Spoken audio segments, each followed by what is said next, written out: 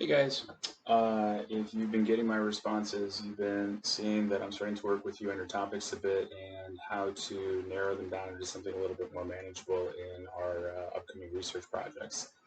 Um, Sorry for showing up informally. I'm not exactly I am feeling under the weather, but I wanted to talk to you really briefly about the difference between a topic and an issue. Um, A lot of your topics have been just fantastic. I'm really excited to read them.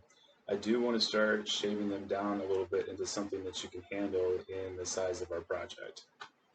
So we'll talk real briefly about the difference between topic and an issue. And the example I'm going to use is marijuana.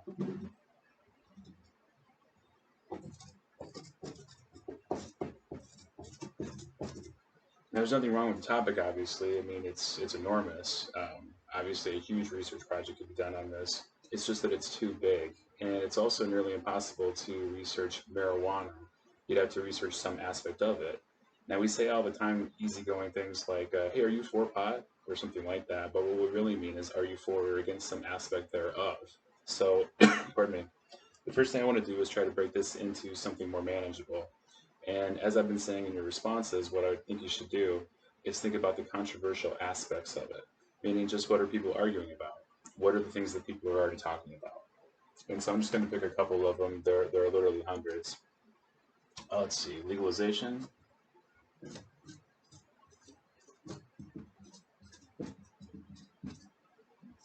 The second one I picked is sentencing. The third one I picked is therapy.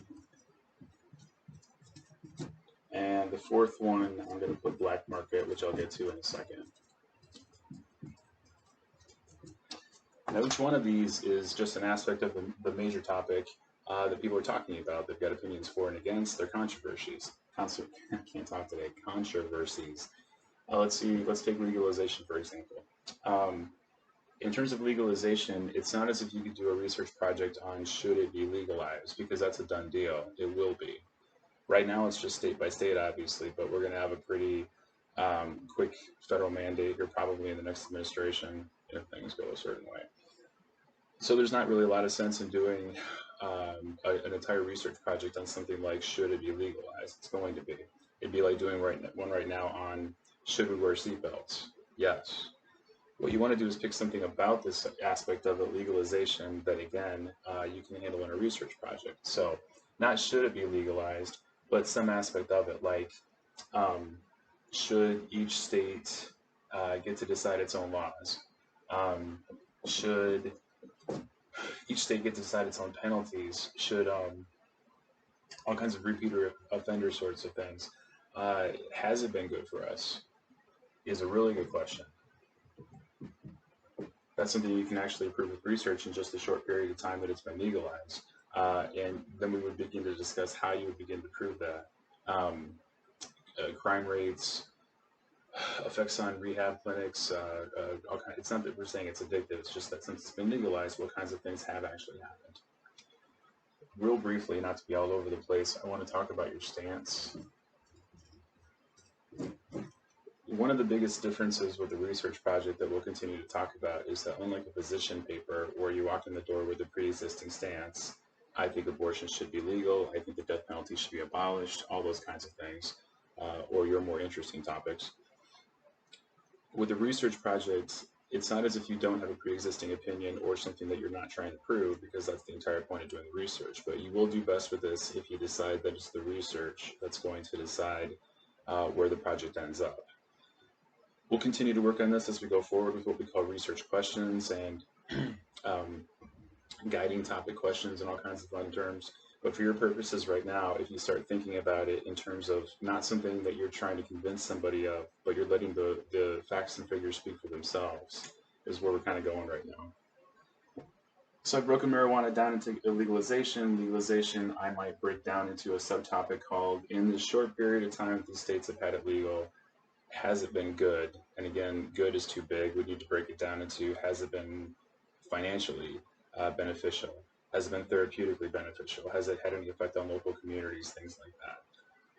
we can even break it down even further, because I can certainly make a comparison between legality in California and legality in Illinois, and how the two have both compared and contrasted against each other. So just saying legalization, being for or against it, isn't going to be good enough. You need to break that down again into something you can handle and debate with information. Excuse me. Pardon me. I next went to sentencing, and what we're talking about now is past sentencing. Well, I shouldn't say past; it's still happening in the states where it's not legal. Where I think it's no shock to you that for marijuana crimes, sentencing has not been universal across people of color versus Caucasians, men and women, all sorts of things. So there's not only what has been happening historically, but what's still currently happening. And that's a huge, easy field of research to get into, because that's obviously facts, figures, statistics, that sort of thing.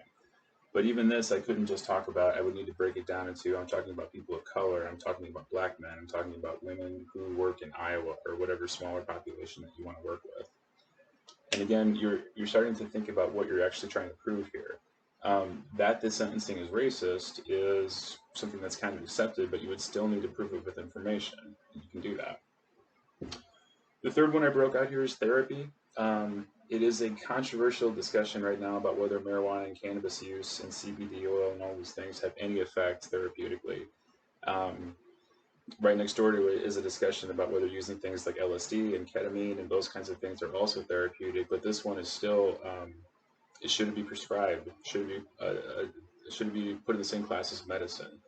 If it's going to be medicine, then shouldn't it have controlled trials and all the other things that we put other medical issues through, excuse me. So there are a lot of controversies just in the idea of helping people with anxiety and PTSD and things like that. So that's probably the clearest example of something that you could break down to. Although this is an aspect of marijuana, it still breaks immediately into camps who say, yes, definitely do it, it's effective, no, don't, it's destructive, there's no way it's addictive. Yes, there's all these studies that show that it is addictive, and so on and so forth. The final one I put here, I just put black market, and that's because there was a black market for marijuana before it became legal in states. And not that you would ever be advocating for any kind of illegality, but that it was something that was pre-existing that has been affected by this thing that has gone legal. Something a person could do if they wanted to in a research project is sort of do a before and after compare and contrast thing of anytime something is later legal when it was before illegal. This is abortion and various other things too. You can basically kind of compare and contrast well, now that it's been legal for a while, what happened because of this?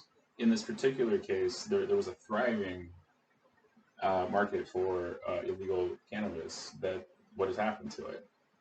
Have those people gone other places? Have they gone to harder drugs? What's happened to the transit between countries? The smuggling, the cannabis prices inside of dispensaries, how do they affect black market prices, and just any number of things. And even though that's very complicated, it's what you want, because it's all facts and figures and statistics and tables and all sorts of things. Good stuff.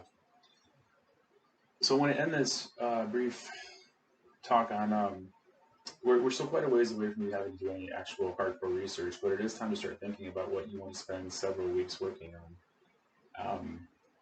No one's ever going to end up with a boring topic, because if you don't like your topic, I'll just work with you until you do like it.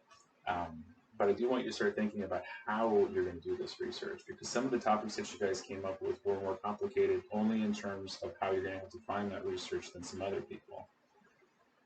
Certain child development issues, quite a few of you came up with the effect of social media on by the way, I have the theory that some of you guys are in the same class, because a few of you nearly uniformly picked the same topics, which tells me that you're probably talking about it in another course, which is fine to me. But doing something like social media effects on adolescents is fine. Oh, I'm going to sneeze, pardon me. But I really want to understand where you're going to get this actual research to make these points. Of course, it's understood that being on Facebook and Twitter and those sorts of things all day long is going to affect you negatively. The question you're going to have is, where do I go find this information? Have there been enough studies done? Video games and violence and that sort of thing, that's been a topic since Atari came out with the 2600.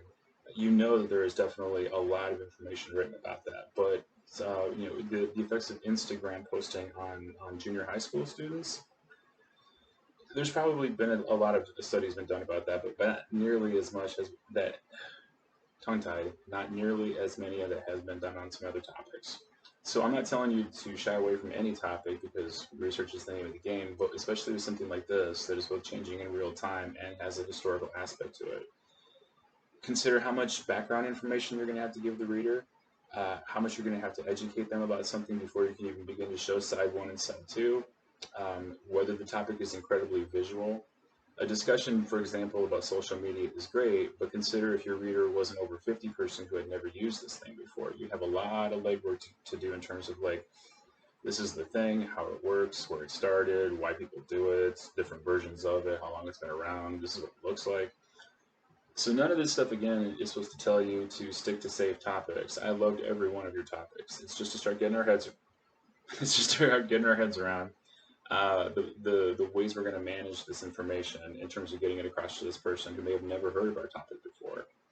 Um, a few of you picked virtual reality, which I'm really excited about, and I think the aspects were things like using it in therapy, using it for disabled people. There were some pretty exciting topics there. Um, in those cases, the research certainly is flush in terms of like here's how it works, the history of it, how it was developed, how it might go on, and so on and so forth. A little more difficult when you start thinking about where am I going to get this information, because it's not as if there's a magazine called VR Disabled Person Monthly that you can just go and get story after story. We'll begin to work on how to research, how to find this information, critically think about it, working with our local library, all of those things as we go forward. But right now, I just wanted you to get your heads around the idea about the topic is the first step, the issue is the second. Uh, that's it for now. Thank you.